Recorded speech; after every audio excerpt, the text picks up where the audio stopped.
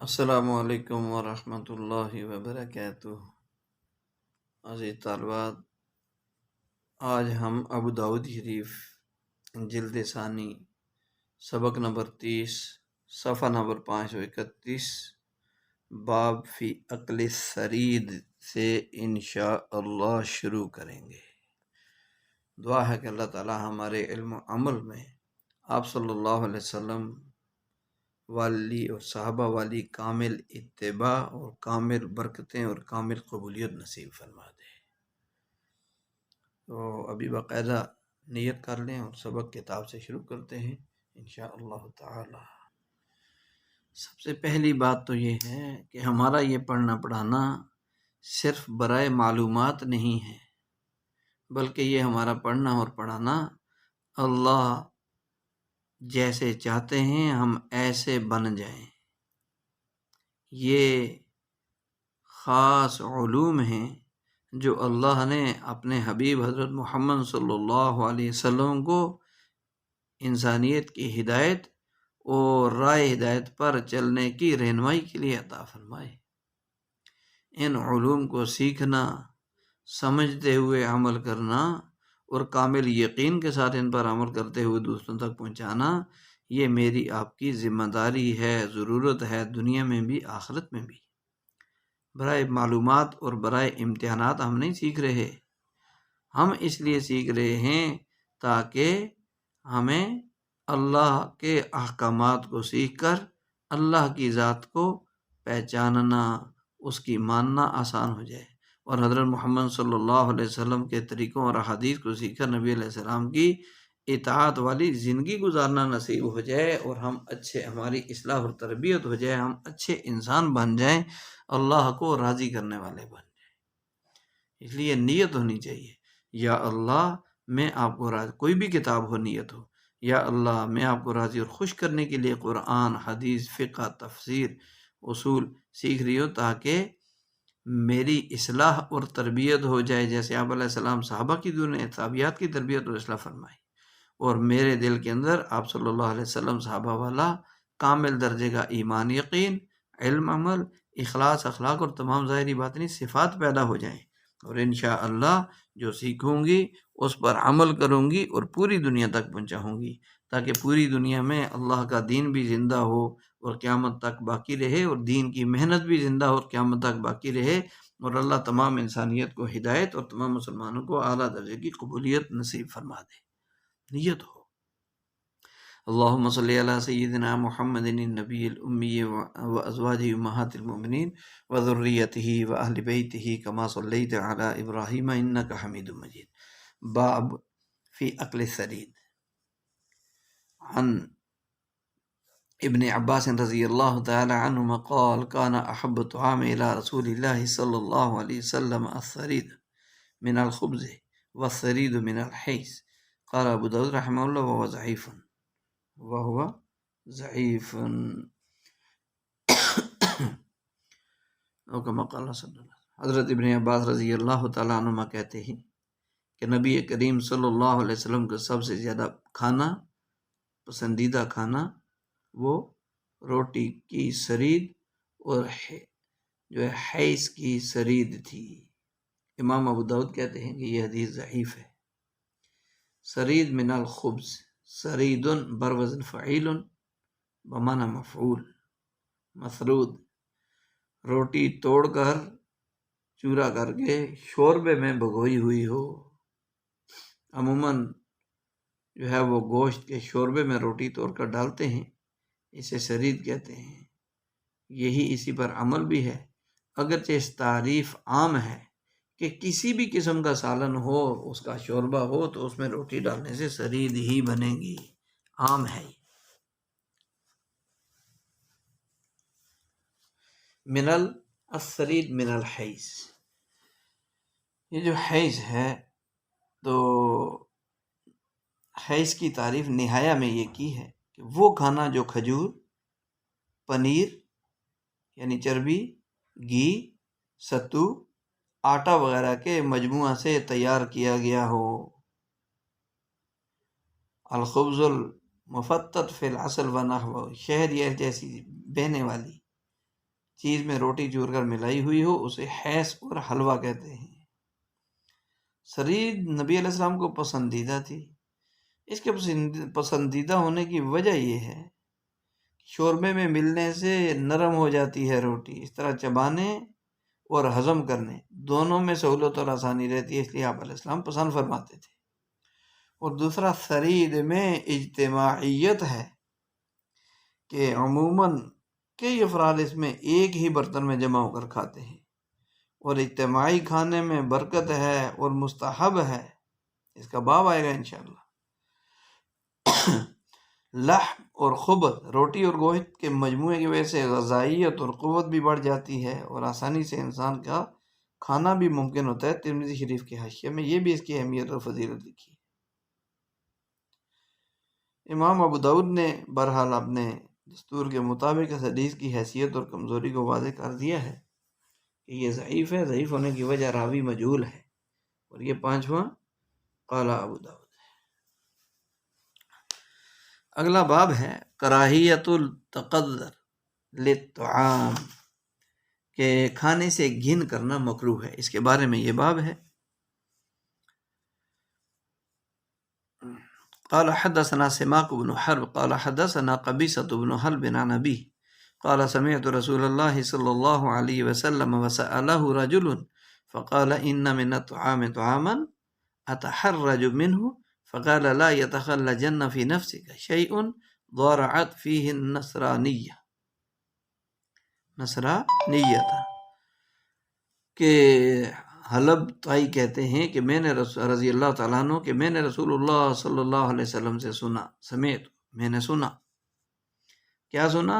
وسألہ رجل، اور ایک آدمی نے آپ صلی اللہ علیہ وسلم سے پوچھا، میں نے خود بھی سنا اور ایک آدمی نے بھی میرے سامنے نبی علیہ السلام سے پوچھا، تو آپ صلی اللہ علیہ وسلم نے فرمایا کھانے کی چیزوں میں بعض چیزیں ایسی ہوتی ہیں جن کے کھانے میں میں حرج محسوس کرتا ہوں۔ فرمایا اپنے دل میں کوئی شبہ نہ آنے دینا، لا یتخلجن، شبہ نہ آنے دینا، فی صدر کا شیئن، کچھ بھی، ضارعت فیہ النصرانیہ، تم نے اس میں نصرانیت کی مشابہت کی، تم نے اس میں نصرانیت کی مشابہت کی ہے۔ ایک آدمی نے سوال کیا، میں مسئلہ یہ تھا کہ بعض معقولات مطعومات کھانے پینے کی چیزوں میں حرج اور بے اطمینانی محسوس کرتا ہوں، مثلا مرغی، بکری وغیرہ، تو اس میں فضلاجات اور خون ہوتا ہے، پھر ان کو کھانے میں استعمال کیا جاتا ہے۔ تو نبی علیہ السلام نے جواب فرمایا اپنے آپ کو خلجان، تردد اور شک میں مت ڈالنا، جو چیز اللہ نے حلال فرما دی اب مزید حیل و حجت اور شک نہ کرو۔ اور یہ جو نصرانیت، زارعت فی النصرانیہ، زارعت بمعنی شابہ تھا، کہ اگر تو نے اس چیز کے حلال ہونے میں حرج اور تنگی اور شک کیا جس میں، اور اس میں تشدد کا راستہ اختیار کیا، تو اس میں حلال و طیب میں شک اور بے یقینی کی وجہ سے تو نصرانیوں کے مشابہ ہو گیا تیرا عمل، کہ بلا دلیل، بغیر کسی وجہ کے اپنی طرف سے تو جو ہے ایک چیز کو باقاعدہ پاکیزہ اشیاء میں شک کر رہا ہے۔ اللہ نے تو تمہیں شریعت حنیفیہ سہلہ سمحہ عطا فرمائی، پھر تم شدت اور افراط تفرید کی راہیں کھول رہے ہو جیسے نصارہ نے کیا۔ خلاصہ یہ ہوا کہ جو چیز شریعت نے پاک اور طیب کہی اسے اعتراض کرنا، بے رخی سے اس کو منع کر دینا، اور یہ اپنی مرضی سے کچھ نہیں کہنا چاہیے۔ طبعاً عادتاً کوئی چیز استعمال نہ کرو، اس میں کوئی حرج بھی نہیں، لیکن اسے مکروہ اور قابل نفرت مت سمجھو۔ شریعت نے جو چیزیں حلال کی وہ یقیناً حلال ہیں۔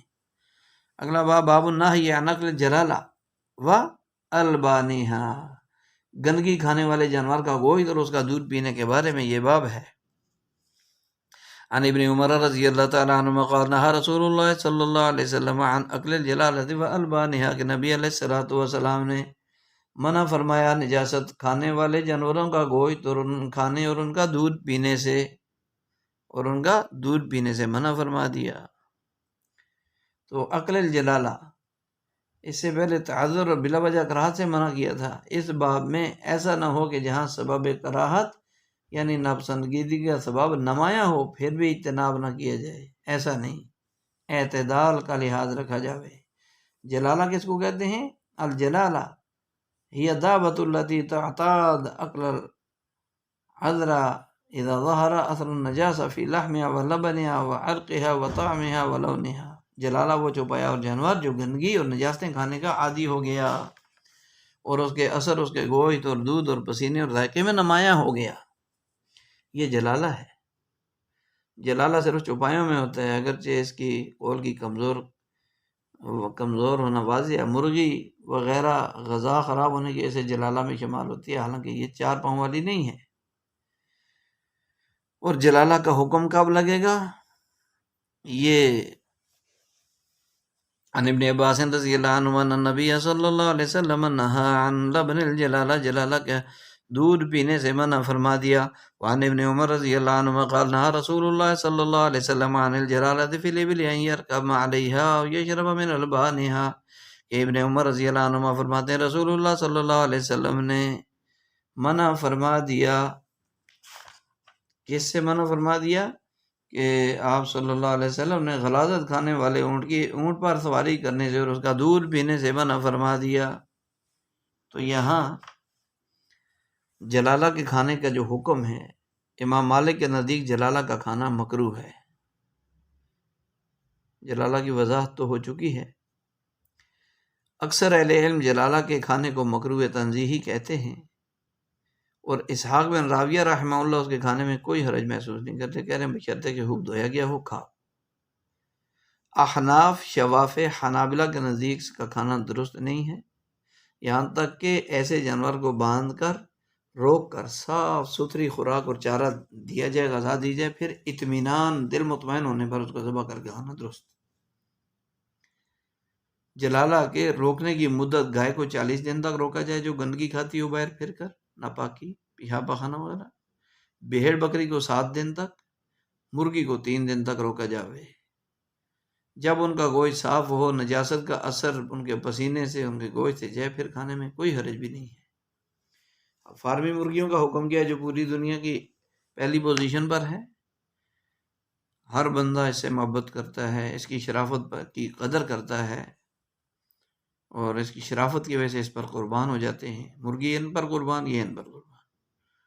تو یہ جو مرغی ہے اس کے لیے حضرت مولانا سرفراز خان صفدر صاحب نور اللہ مرقدہ گجرانوالہ کے جو مدرسہ نصرت العلوم کے شیخ الحدیث شیخ التفسیر تھے، ان کا عمل اس کے کھانے اور حلت کے بارے میں بلا کراہت ہے کہ اس کی غذا اپنی اصلی حالت سے متغیر اور منتقل ہو چکی، اب حالت بدلنے کی وجہ سے حکم بھی بدل گیا، اور فارمی مرغی کا کھانا درست۔ دیگر جملہ علماء کا عمل بھی یہی دیکھنے میں آیا ہے کہ ان کا کھانا بالاتفاق درست ہے۔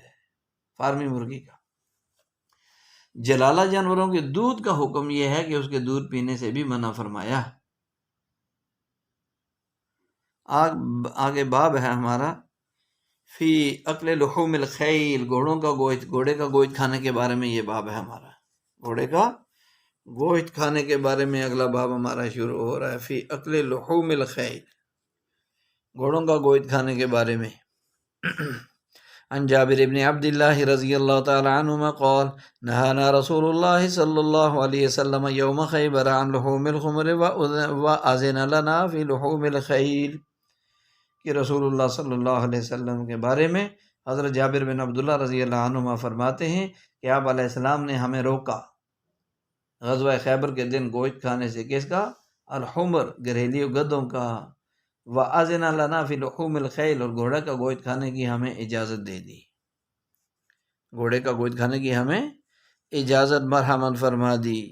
عن جابر بن عبد اللہ رضی اللہ عنہما قال ذبحنا یوم خیبر الخیل والبغال والحمیر فنہانا رسول اللہ صلی اللہ علیہ وسلم عن البغال والحمیر ولم ینہر عن الخیل، کہ غزوہ خیبر کے دن ہم نے گھوڑے اور خچر اور گدھوں کو ذبح کیا، پھر نبی علیہ السلام نے ہمیں خچر اور گدھوں کے کھانے سے منع فرما دیا اور گھوڑے کے کھانے سے منع نہیں فرمایا، گھوڑے سے ہمیں منع نہیں فرمایا۔ تو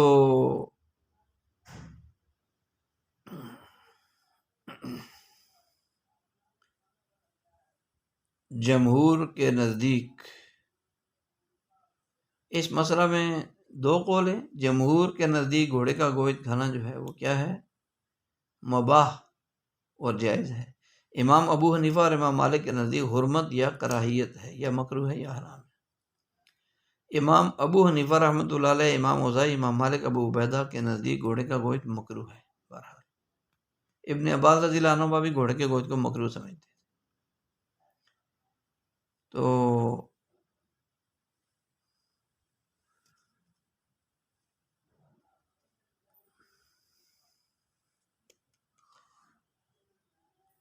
جو خچر گدھا تو جانتے ہیں، خچر گھوڑے اور جو ہے گھوڑے کے گھوڑی جو ہوتی ہے مونس، اس کے ساتھ گدھے کی جفتی کروانے سے جو بچہ پیدا ہوگا وہ خچر کہلائے گا، تو اس سے بھی منع فرما دیا۔ خچر اور گدھا کے بارے میں جو ہے یہ ہم بھی کہتے ہیں کہ گھوڑے کو بھی اس میں جو ہے وہ یہ دونوں حرام ہیں۔ بعد گدھے کی گھوڑی سے جفتی کے ساتھ گھوڑی کے پیٹ سے جو بچہ پیدا ہوتا ہے یعنی خچر ہو، تو یہ حلت اور حرمت میں یعنی حلال اور حرام ہونے کے اعتبار سے اور حریت اور رقیت میں آزاد اور غلام ہونے کے اعتبار سے یہ ماں کے تابع ہوتا ہے۔ اگر گھوڑے اور گھوڑی کو حلال کہا جاوے تو پھر اس کے بچے خچر کو بھی حلال کہا جاوے گا، حالانکہ خچر کی حلت کا کوئی قائل ہی نہیں۔ تو معلوم ہوا کہ خچر اور اس کی ماں دونوں حرام ہیں۔ جب گھوڑی حرام تو گھوڑا بھی حرام۔ یہ عقلی دلیل ہے بغال کے بارے میں۔ تو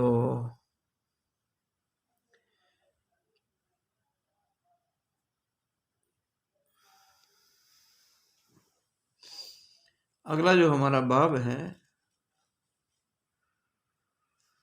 اس گھوڑے کے بارے میں مزید جو ہے وہ بہت لمبی تفصیل ہے، اور ہمارے سبق میں جو کہ تفصیل کا اتنا زیادہ وقت نہیں ہے۔ بہرحال اصل وجہ ہمیں اس کا حکم معلوم ہونا چاہیے جو کہ بتا دیا گیا ہے۔ گھوڑا چونکہ اعلیٰ جہاد ہے، اور اعلیٰ جہاد کا احترام کرنا ضروری ہے، صرف جو ہے اس کی حفاظت کرنا مباح اور حلال ہے۔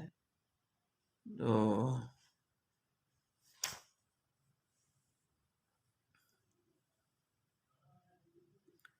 باب فی اکل الارنب، خرگوش کھانے کے بارے میں یہ باب ہے۔ عن انس بن مالک رضی اللہ عنہ قال كنت غلاما خزورا فأصدت أرنبا فشويتها فبعث معي أبو طلحة رضي الله عنه بعجزها إلى النبي صلى الله عليه وسلم فأتيته بها فقبلها۔ حضرت انس بن مالک رضی اللہ عنہ کہتے ہیں میں قریب البلوغ تھا، غلاما خزورا فصدت ارنبا، میں نے شکار کیا خرگوش کا، پھر میں نے اس کو بھونا، شویتھا، پھر بیچا مجھے ابو طلحہ رضی اللہ عنہ نے اس کا پچھلا حصہ دے کر نبی علیہ السلام کی طرف۔ میں اسے لے کر آیا تو آپ علیہ السلام نے اس کو قبول فرما لیا، آپ علیہ السلام نے اس کو قبول فرما لیا۔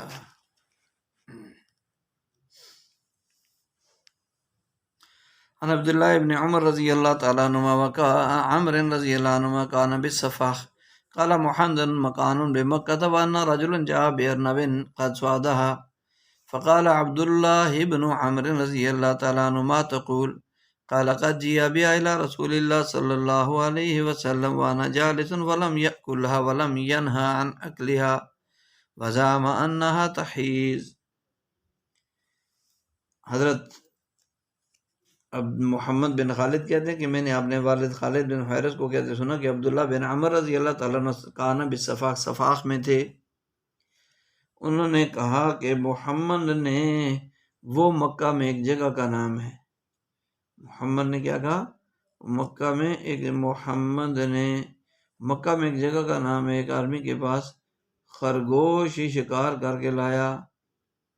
محمد جو ہے وہ مکہ میں کہتے ہیں کہ ایک آدمی نے ایک خرگوش جو ہے وَأَنَّ رَجُلًا جَاءَ بِأَرْنَبٍ، مکہ میں ایک آدمی ان کے پاس خرگوش شکار کر کے لایا،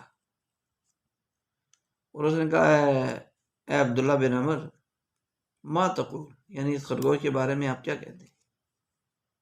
تو فرمایا کہ قد جیء بها الی رسول اللہ صلی اللہ علیہ وسلم، کہ رسول اللہ صلی اللہ علیہ وسلم کی خدمت میں اسے لایا گیا اور میں وہاں بیٹھا ہوا تھا، فلم یأکلھا، تو آپ علیہ السلام نے اسے نہیں کھایا، ولم ینھا عن اکلھا، نہ اس کے کھانے سے منع فرمایا، وزعم، اور آپ علیہ السلام کا یہ خیال تھا کہ انھا تحیض، کہ اسے حیض آتا ہے، خرگوش کو حیض آتا ہے۔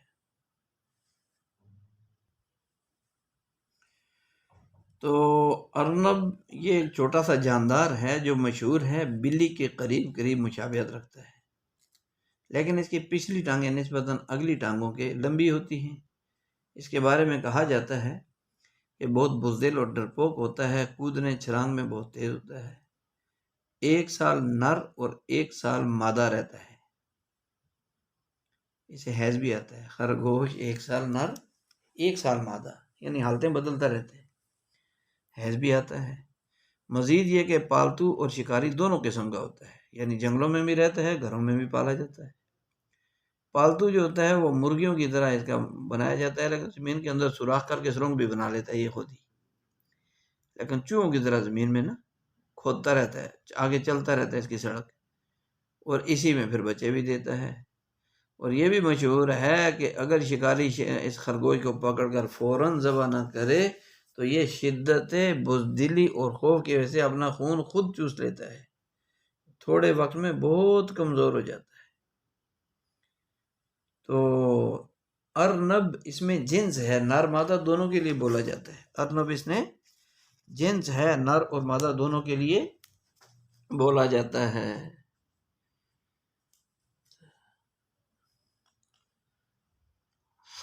خزورن میں تکڑا غلام تھا، تکڑا جوان تھا، یعنی کہ طاقتور، جو بلوغت کے بالکل قریب، جوانی میں مست، لیکن بالغ عاقل بھی نہ ہوا تھا۔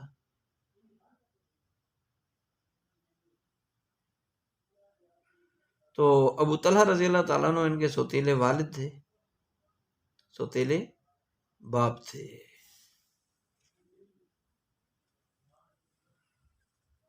تو نبی علیہ السلام نے اس کو قبول فرما لیا۔ خرگوش کی حلت کے بارے میں حکم یہ ہے کہ ائمہ اربعہ کے نزدیک خرگوش کا گوشت مباح اور حلال ہے۔ حضرت عبداللہ بن عمر رضی اللہ عنہ صحابی، اکرمہ رحمہ اللہ تابعی، محمد بن ابی لیلہ فقی، انہوں نے جو ہے مکروہ ہونے کا قول اختیار کیا ہے۔ جمہور کی دلیل حدیث باب ہے بہرحال کہ نبی علیہ السلام نے ارنب کے گوشت کو قبول فرمایا، جو اس کے حلال ہونے کی وضاحت اور تصریح ہے، کیونکہ آپ علیہ السلام کے سامنے گوشت پہنچا، اگر اس میں کراہت یا عدم اباحت یعنی جائز نہ ہوتا تو فوراً واپس فرما دیتے، کھانے سے منع بھی فرمایا تھے، حالانکہ پکا ہوا گوشت قبول بھی فرمایا ہے۔ یہ خرگوش کی حلت پر واضح دلیل ہے۔ تو دوسری حدیث ثانی ہے کانا بیر الفساخ صفاخ، تو یہ اس میں کہتے ہیں صفاخ حنین اور انصاب الحرم کے درمیان ہے۔ اس شکاری آدمی نے ابن عمر رضی اللہ عنہ سے پوچھا کہ آپ خرگوش کے بارے میں کیا کہتے ہیں؟ انہوں نے کہا، نبی علیہ السلام کا حوالہ دے کر کے کراہت اور عدم عقل کو بیان کیا۔ دلیل ہے کہ بعض رات کی طرف سے مکروہ ہے۔ تو اس کا جواب یہ ہے کہ نبی علیہ السلام کا اس وقت نہ کھانا اس کی حرمت یا کراہیت کی وجہ سے تو نہیں تھا، بلکہ اشتہا نہ ہونے کی وجہ سے، رغبت اور طلب نہ ہونے کی وجہ سے تناول نہیں فرمایا، اور منع نہ فرمانا یہ دلیل ہے اس بات کی، قرینہ ہے اس طرف کہ حلال ہے، ورنہ جیسے خود نہیں کھایا ان کو بھی منع فرما دیتے۔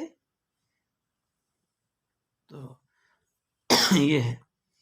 اگلا جو باب ہے، باب فی اکل الضب، گو کھانے کے بارے میں، گو۔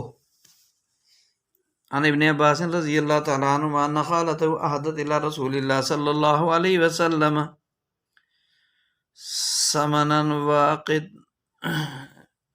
سمنا و عزبا و عقتا و عزبا فأكل من السمن ومن الأقط وترك الأزب تقذرا او أكل على مائدته صلی اللہ علیہ وسلم ولو كان حراما ما أكل على مائدة رسول الله صلی اللہ ما أكل على مائدته صلی اللہ علیہ وسلم مائدة رسول اللہ صلی اللہ علیہ وسلم۔ حضرت ابن عباس رضی اللہ عنہما سے روایت ہے کہ ان کی خالہ رضی اللہ عنہ نے رسول پاک علیہ السلام کی خدمت میں ہدیہ بھیجا، گھی، گوہ اور پنیر ہدیتاً بھیجا، تو نبی علیہ الصلوۃ والسلام نے گھی اور پنیر کو تو نوش فرمایا اور گو کو چھوڑ دیا گھن محسوس کرتے ہوئے۔ او اکلا علی مائدتہ، یا آپ علیہ السلام کے دسترخوان پر گو کو کھایا گیا، و اکلا ولو کان حراما، اگر یہ گو کھانا حرام ہوتا، ما اکلا علی مائدۃ رسول صلی اللہ علیہ وسلم، نبی علیہ السلام کے دسترخوان پر تو نہ کھایا جاتا، تو یہ نبی علیہ الصلوۃ والسلام کے سامنے اس کا کھایا جانا یہ دلیل ہے کہ یہ حرام نہیں ہے۔ عن خالد عن عبداللہ ابن عباس عن خالد ابن الولید رضی اللہ عنہ انہ دخل مع رسول اللہ صلی اللہ علیہ وسلم بیت میمونۃ رضی اللہ تعالی عنہ فأوتي بضب محنوذ فآوى إلي رسول الله صلى الله عليه وسلم بيده فقال بعض النسوة اللاتي في بيت ميمونة رضي الله عنها أخبروا النبي صلى الله عليه وسلم بما يريد أن يأكل منه فقالوا هو ضب فرفع رسول الله صلى الله عليه وسلم يده قال فقلت أحرام هو؟ قال لا ولكنه لم يكن بأرض قومي فأجدني أعافه قال خالد فاجتررته فأكلته ورسول الله صلی اللہ علیہ وسلم ينظر۔ حضرت خالد بن ولید حضرت ابن عباس رضی اللہ عنہما کہتے ہیں کہ وہ رسول اللہ صلی اللہ علیہ وسلم کے خدمت میں حاضر ہوئے، داخل ہوئے ام المومنین حضرت میمونہ رضی اللہ تعالیٰ عنہ کے گھر میں، فأوتي بضب محنوذ، تو بھنی ہوئی گوہ نبی علیہ السلام کی خدمت میں لائی گئی، فأہوا، آپ علیہ السلام نے ہاتھ بڑھایا، الی الضب، اس گوہ کی طرف رسول اللہ صلی اللہ علیہ وسلم نے، فقال بعض النسوہ، تو ان عورتوں میں سے جو حضرت میمونہ رضی اللہ عنہ کے گھر میں تھی ان میں سے بعضوں نے کہا کہ نبی علیہ السلام کو خبر تو دے دو، بما یرید ان یاکل، جس کو وہ کھانا چاہتے اس کے بارے میں خبر دے دو کہ یہ کیا چیز ہے۔ تو لوگوں نے عرض کیا کہ اللہ کے رسول یہ گو ہے، تو رسول اللہ صلی اللہ علیہ وسلم نے اپنا ہاتھ مبارک اٹھا لیا۔ خالد رضی اللہ تعالیٰ عنہ کہتے ہیں کہ میں نے عرض کیا کیا یہ حرام ہے اللہ کے رسول؟ تو آپ علیہ الصلوۃ والسلام فرمایا نہیں، حرام تو نہیں ہے، لیکن لم یکن بارض، لیکن کیا ہے، ارض قومی، میری قوم کے سرزمین میں یہ نہیں پائی جاتی، فاجد عافہ، تو مجھے اس سے گھن محسوس ہوتی ہے، میں اسے گھن محسوس کرتا ہوں، بدبو میں، فاجتررتہ فاکلت، تو میں، حضرت خالد رضی اللہ عنہ کہتے ہیں کہ میں نے اس کو کھینچ لیا، فاکلتہ، اور اس کو کھانے لگا، اور رسول اللہ صلی اللہ علیہ وسلم ینظرنی، کہ مجھے دیکھ رہے تھے، نبی علیہ السلام یہ منظر دیکھ رہے تھے، میں کھا رہا تھا۔ مطلب یہ ہوا کہ حرام ہوتی تو نبی علیہ السلام منع فرما دیتے۔ عن ثابت بن ودیعہ رضی اللہ تعالی عنہ قال كنا مع رسول اللہ صلی اللہ علیہ وسلم فی جیش فاصبنا ظبیا قال فشويت منها ضبا فأتيت رسول الله صلى الله عليه وسلم فوضعته بين يديه فأخذ عودا فعد به أصابه ثم قال إن أمة من بني إسرائيل مسخت دوابا في الأرض وإني لا أدري أي الدواب هي قال فلم يأكل ولم ينهى، کہ حضرت صابر بن ودیعہ رضی اللہ تعالیٰ عنہ کہتے ہیں کہ ہم لوگ رسول پاک علیہ الصلوۃ والسلام کے ساتھ ایک لشکر میں تھے، ہم نے اصبنا ضبابا، کئی گو پکڑ لی، قال فرماتے ہیں حضرت ثابت رضی اللہ عنہ فیویت منا ضبا، میں نے ان میں سے ایک گو کو بھون ڈالا، پھر میں رسول پاک علیہ السلام کی خدمت میں لے کر حاضر ہوا، پاس آیا، پھر نبی علیہ السلام کے سامنے میں نے اس بھونی ہوئی گو کو رکھ دیا. آپ علیہ السلام نے ایک لکڑ لی، فعد به اصابہ، پھر اس لکڑی کے ساتھ جو ہے نبی علیہ السلام نے جو ہے وہ اس کی انگلیاں شمار کی. اصابہ، اس کی انگلیوں کو شمار کیا.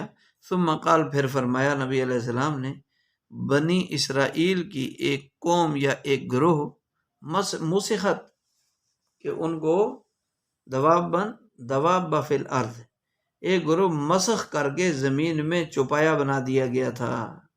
وانی لا ادری، اور مجھے معلوم نہیں ہے، میں نہیں جانتا، ای دواب ہی، کہ وہ جانور کون ہے جو ایک قوم کو بگاڑ کر ان کی شکلیں جانوروں جیسی بنا دی گئی، وہ کون ہے وہ میں نہیں جانتا. قال فلم یاکل ولم ینہ، تو حضرت ثابت رضی اللہ عنہ کہتے ہیں کہ نبی علیہ السلام نے نہ تو کھایا نہ ہی اس کو کھانے سے منع فرمایا، نہ تو کھایا نہ ہی اس کے کھانے سے آپ علیہ السلام نے منع فرمایا. عن عبد الرحمن بن شبل رضی اللہ عنہ ان رسول اللہ صلی اللہ علیہ وسلم نہا عن اکل لحم الضب، کہ نبی صلی اللہ علیہ وسلم نے گوہ کا گوشت کھانے سے منع فرمایا. گوہ کا گوشت کھانے سے آپ علیہ السلام نے منع فرمایا. باب فی اکل لحم الحبارہ،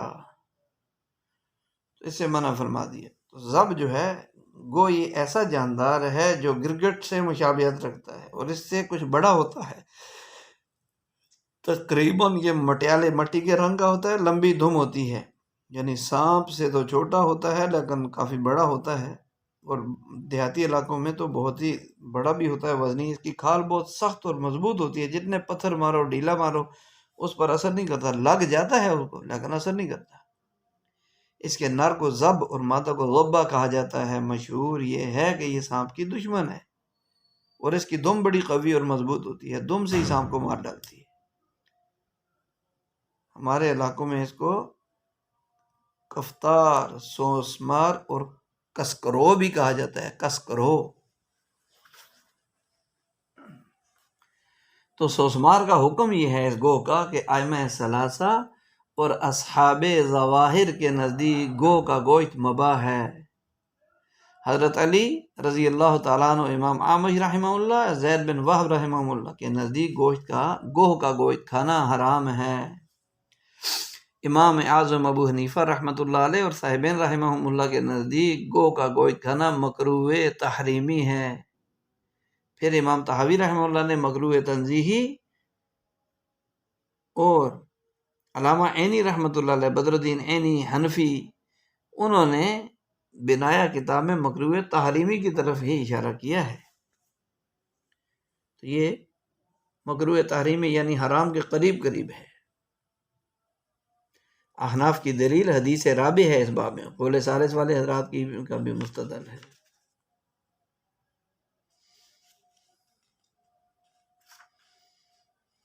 اگلا جو باب ہے ہمارا یہ کیا ہے؟ باب فی اکل لحم الحبارہ، سرخاب کا گوشت کھانے کے بارے میں یہ بیان ہے. سرخاب کی دو قسمیں، بڑی اور چھوٹی. بڑی کو تغدر اور چھوٹی کو تغدری، یا نر کو تغدر اور مادہ کو تغدری کہتے ہیں. اس کا معنی ہے چکا جکوئی. سرخاب ایک قولیہ کہ اس کا معنی سرخاب، مصر میں اسے جرج کہتے ہیں، جرج. وطاہر کبیر العنق، لمبی گردن والا ایک پرندہ ہے. رماد اللون لحمہ بین لحم دجاج و لحم بط، مرغی اور بطخ کے درمیان لمبی گردن والا مٹیالہ خاکی رنگ کا پرندہ ہے، جس کا گوشت مرغی اور بطخ کے گوشت کے درمیان بین ہوتا ہے. مرغی کا گوشت جلد ہضم ہوتا ہے، بطخ کا گوشت دیر سے ہضم ہوتا ہے. اس کا گوشت معتدل ہے، نہ جلدی نہ زیادہ دیر، تاثیراً گرم اور تر ہوتی ہے یہ سرخاب. تو سرخاب کے بارے میں اب ہم پڑھیں گے یہ باب انشاءاللہ تعالی.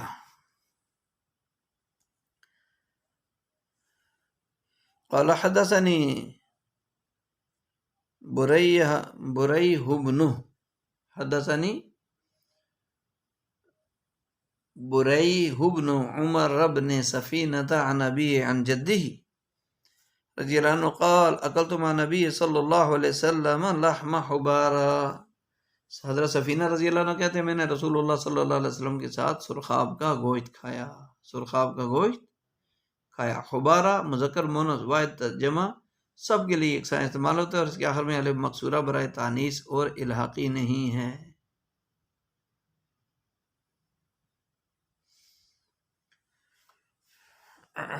باب فی اکل حشرات الارض، حشرات الارض زمین پر موجود کیڑے مکوڑے کھانے کے بارے میں یہ بات۔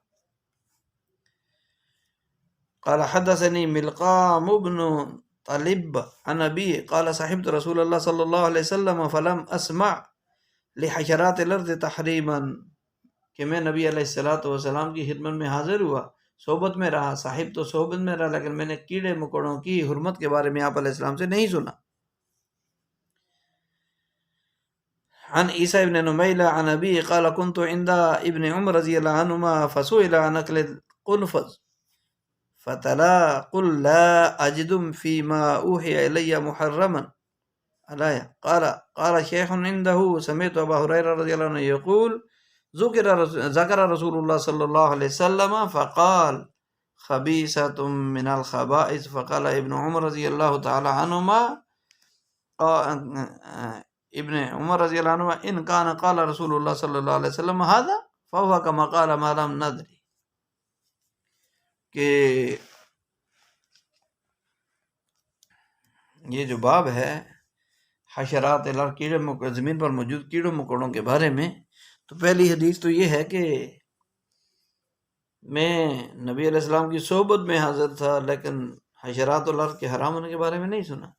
دوسری حدیث جو ہے وہ ہے حضرت نمیلہ رضی اللہ تعالیٰ عنہ اپنے والد سے نقل کرتے ہوئے کہتے ہیں میں ابن عمر رضی اللہ عنہ کے پاس تھا رحمہ اللہ۔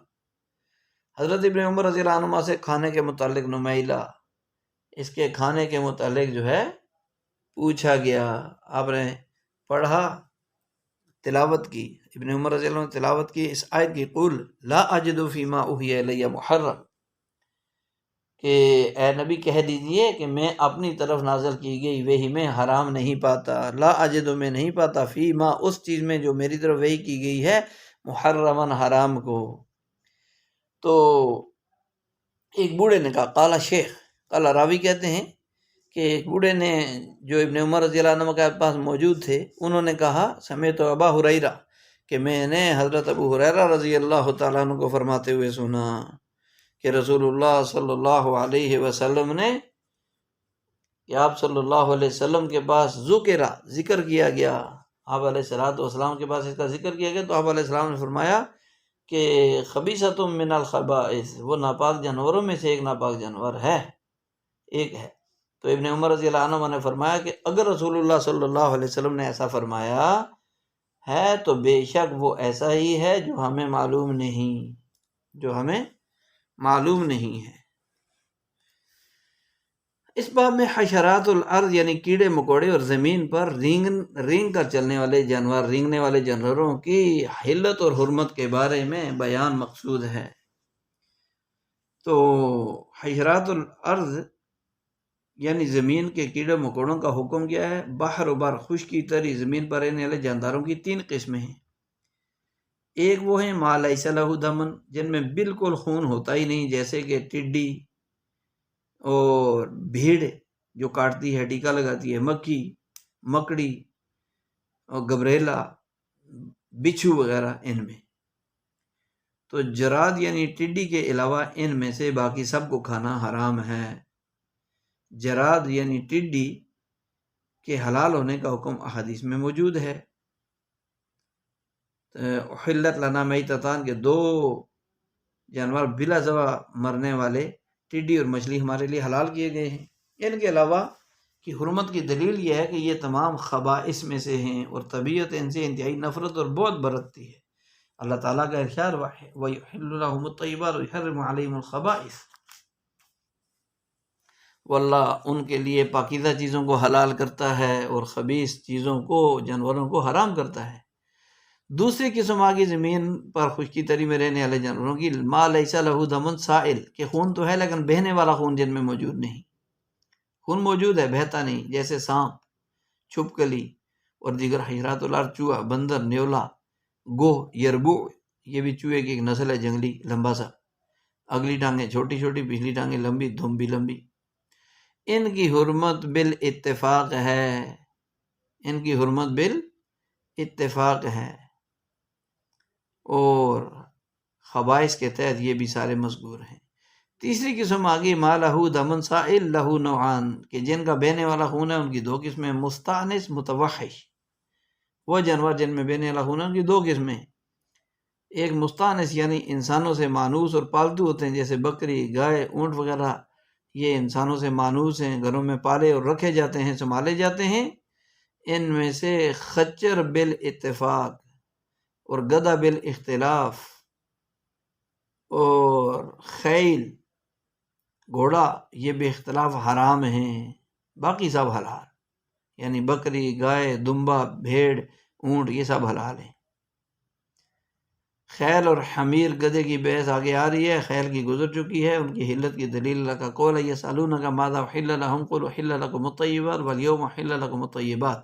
لوگ آپ سے پوچھتے ہیں کہ ان کے لیے کیا کیا چیز حلال ہے، آپ کہہ دیجئے تمہارے لیے پاکیزہ چیزیں حلال کر دی گئی ہیں، اور آج تمہارے لیے طیبات اور عمدہ کو حلال کر دیا گیا۔ ہاں، درندوں میں سے جو مانوس تو ہے، بلی مانوس ہوتی ہے، بعض لوگ گود میں رکھ کے اس کو چاٹتے بھی ہیں، اور کتا بعض انہیں اتنا دوستی ہوتی ہے کہ اپنے پاس ہی سلاتے ہیں، مسلمان ہیں تو یہ حلال نہیں ہے، جتنا مرضی ہے مانوس ہو جاوے۔ دوسری قسم ہے متوحش، غیر مانوس، بدکنے والے، بھاگنے والے، ہرن، نیل گائے، حمار وحشی، وحشی گدھا بالاتفاق حلال ہے۔ اس کی دلیل بھی کہ ذیناب درندے اور ذی مخلب پرندے ہیں، یہ بھی حرام ہیں۔ تو یہ درندوں میں سے ذیناب یعنی کچلی والے، پنجوں والے، کچلی لمبی ناک والے، شیر، بھیڑیا، بجو، چیتا، لومڑی اور جنگلی بلی اور تیندوا اور سنجاب یعنی چوہا جنگلی، بندر، ہاتھی، یہ بالاتفاق سب حرام ہیں سوائے بجو کے۔ اس میں امام شافعی کا اختلاف ہے جو آگے باب آئے گا انشاءاللہ تعالی۔ باز، شکرا، شاہین، چیل، عقاب، کوا، گدھ جو مردار پر بڑے بڑے پرندے اور جو ان جیسے مشابہ ہیں جو چیر پھاڑ کر کھاتے ہیں وہ سب حرام ہیں۔ اور مانوس پرندوں میں سے مرغی، بطخ، متوحش غیر مانوس میں سے کبوتر، فاختہ، چڑیا، بڑی بطخ، یہ سب بالاتفاق بالاجماع حلال ہیں۔ اسی طرح وہ پرندے جو ذی مخلب نہیں ہیں، گندگی بھی نہیں کھاتے اور پنجوں والے بھی نہیں ہیں، پتے، پھول، گھاس، دانے وغیرہ کھاتے ہیں، وہ مکروہ نہیں ہیں۔ ہاں، گندگی کھاتے ہوں اور چاہے پنجے والے نہ بھی ہوں پھر بھی مکروہ ہیں، لمبے پنجے نہ بھی ہوں لیکن گندگی کھاتے ہوں پھر مکروہ ہیں۔ جو پرندے ملی جلی خوراک، گندگی بھی کھاتے ہیں، صاف ستھری بھی کھاتے ہیں، ان کے بارے میں امام ابو حنیفہ رحمہ اللہ کے قول میں یہی حکم ہے کہ وہ مکروہ نہیں ہے، وہ مکروہ نہیں ہے۔